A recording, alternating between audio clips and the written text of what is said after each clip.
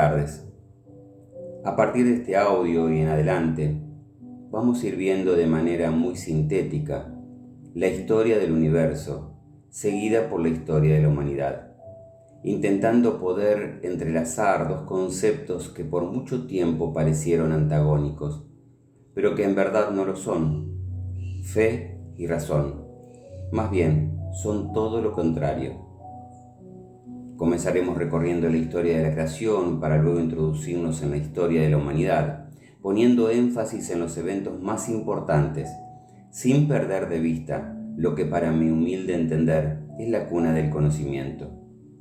Me refiero a la filosofía, posterior incursión de la teología, y más adelante una historia que se entreteje entre pensadores filosóficos, teológicos y quienes gobernaban. Lo haremos estableciendo algunos mojones, algunas estaciones que nos ayuden a retener los eventos más importantes, sin quedarnos en datos difíciles de recordar, de modo tal que podamos lograr una imagen, un croquis, más que conocimientos profundos, ya que los mismos se disipan con el correr del tiempo. El objeto de saber sobre los hechos pasados, para quienes no somos académicos del tema, es lograr una idea que nos ubique mejor en el tiempo que vivimos, es decir, cómo es que llegamos hasta acá. Poseer datos empíricos, racionales, que acompañen nuestra fe, y de esta manera poder generar en nuestro cotidiano una esperanza que no se limite a aquello que somos, ni a lo que hacemos, sino que se enmarque dentro de un contexto mayor, aún más allá de nuestra propia voluntad. Porque aunque parezca que somos total y absolutamente autónomos, no lo somos. Gran parte de nuestra realidad no depende de nosotros. Eso nos limita, nos frustra y en ocasiones nos atemoriza. Es por ello y por otras muchas razones que la fe ha acompañado al hombre desde siempre. Comencemos entonces. La historia de la creación comienza con lo que denominamos el Big Bang, hace 13.800 millones de años. El término Big Bang significa gran explosión. Esa gran explosión diseminó materia inerte por todo el universo, que por cierto era más chico que el que tenemos hoy, ya que éste ha estado en expansión permanente. A ese primer acto creador le continúa la incorporación de inteligencia. Sí, de inteligencia. La primer ley natural, que es la velocidad de la luz. La velocidad de la luz es la velocidad máxima a la cual puede ser sometida la materia.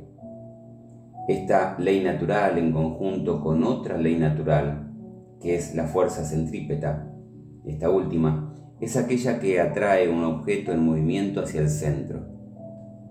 Decíamos entonces que la velocidad de la luz y la fuerza centrípeta comienzan a amalgamar los objetos diseminados por la gran explosión, y es así como se comienzan a formar los planetas. Toda esta teoría no nos aleja de la posibilidad de que Dios haya intervenido en este fenómeno. De hecho, para que comience una explosión debe haber una confluencia de factores. Así que algo debe haber habido antes de la explosión inicial. Por otra parte, la inteligencia posterior a la gran explosión, representada por los factores que permitieron la conformación de los planetas, también deja de lado la posibilidad de que la gran explosión haya sido un mero accidente. Pues los accidentes en sí mismos no derraman una dinámica inteligente. Más bien esa dinámica es desordenada. Más adelante iremos observando otros datos que nos unen racionalmente a la idea de un Dios creador. De esta primera estación pasamos a la segunda estación más importante, que es el comienzo de la vida, hace 4.000 millones de años. Las primeras formas de vida se dieron en el agua, en forma de organismos muy simples, unicelulares. Aquí encontramos un segundo interrogante. que los científicos no pueden explicar. Es así que Stephen Hawking menciona este acontecimiento como el efecto de una casualidad o de la unión de determinados factores químicos. En otras palabras, dice que de materia inerte pasamos a la vida solo porque sí. En mi humilde opinión, se subestima la inteligencia que acompañó todo este proceso. La estación siguiente, que es la tercera en orden de importancia, nos lleva a hace 10 millones de años. En ese tiempo el planeta ya estaba listo para albergar a los seres humanos. Las condiciones del clima y los recursos para alimentarnos ya estaban dispuestos, pero aún nosotros no llegábamos. De esto habla el libro de Anthony Flew, Dios existe. Este autor fue un autor ateo del siglo pasado, que se hizo creyente porque, según su teoría, todo esto no puede haber sido obra de la casualidad. La vida no puede ser casual. Eso no es un argumento racional. Fundamenta. Retomando, hace 10 millones de años, el planeta ya estaba listo, pero nosotros no. En nuestro lugar estaban nuestros hermanos mayores. Sí, en la teoría darwiniana, nosotros descendemos de los simios, y esto es perfectamente posible, y no contradice tampoco en nada la idea de un Dios creador.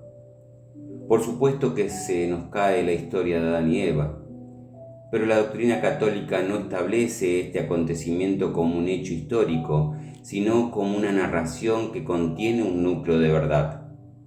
Ese núcleo de verdad es que Dios es el creador del cielo y de la tierra y de todo cuanto existe. Pero esta creación, como todo lo que sale de la mano de Dios, es un proceso en esa otra creación que llamamos tiempo. Aquí encontramos otro elemento que no puede ser demostrado científicamente. Se ha tratado infinitamente de poder recrear en laboratorios la evolución de un ser vivo, pero no es posible, al menos por ahora.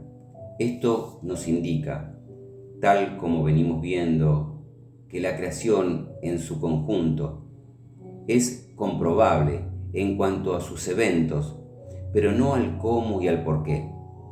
El Big Bang, la vida, la evolución son demostrables perfectamente, pero no así su origen.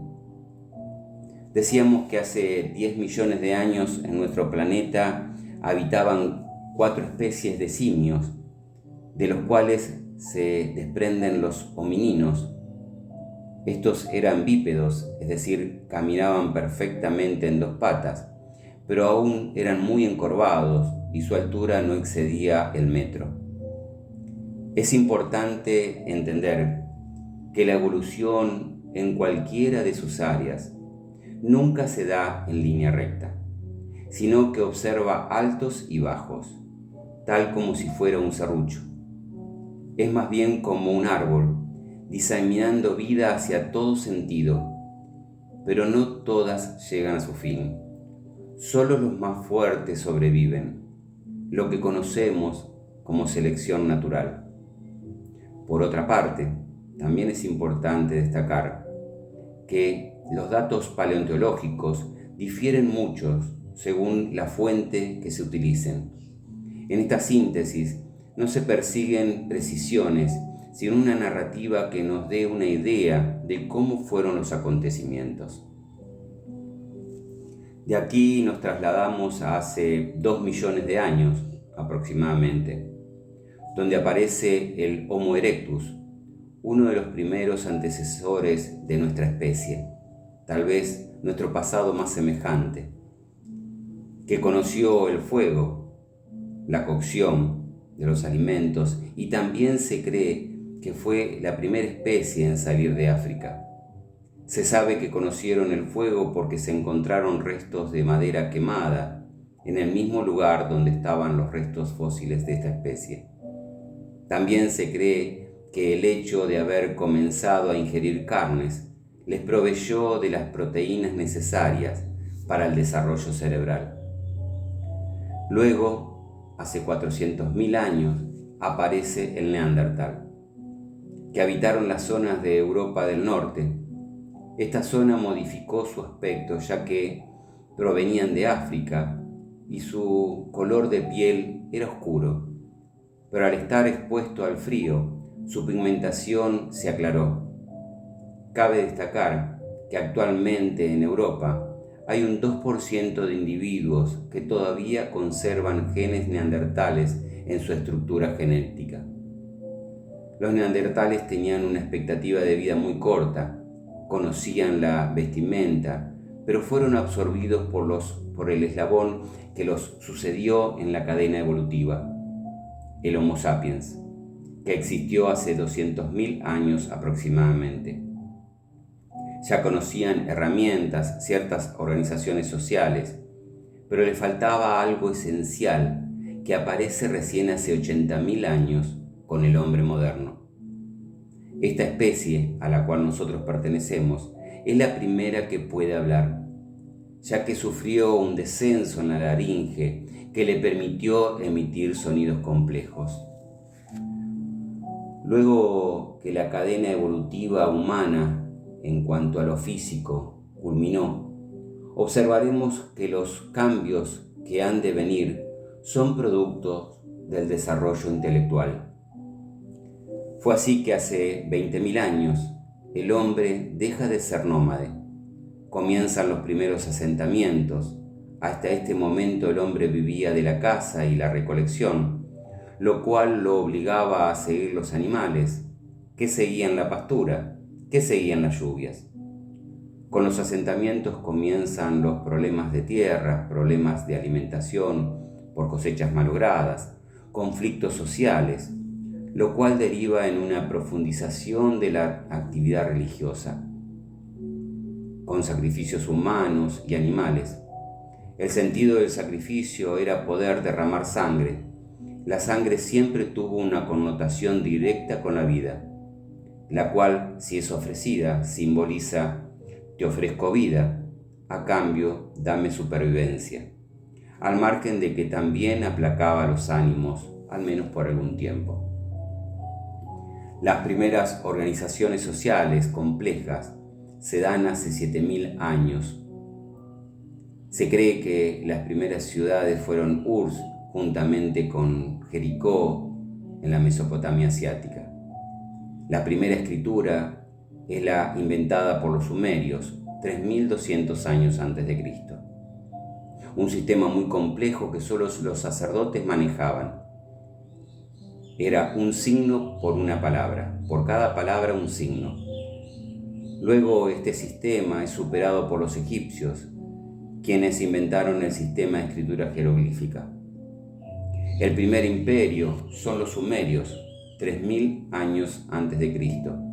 Le siguen los egipcios, 2.800 años, los babilónicos, 2.000 años antes de Cristo, y los asirios, 1.250 años antes de Cristo.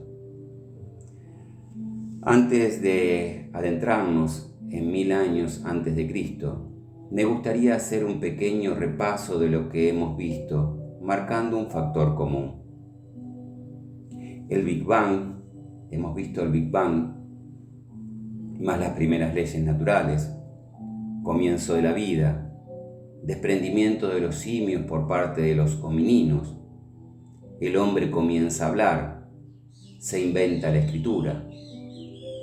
De estos acontecimientos se desprende que desde el minuto cero de la creación, los hechos y acontecimientos, todos se desenvuelven dentro de una lógica, dentro de una dinámica inteligente que va paulatinamente preparando al planeta para la vida primero y para los seres inteligentes después, para luego ir dotando esa inteligencia originaria con información que la ayude a evolucionar. Hasta acá llegamos con este primer audio. Si Dios quiere, pronto les haré llegar el segundo audio, que se desarrollará a partir del año 1000 a.C. buenas tardes y que Dios los bendiga.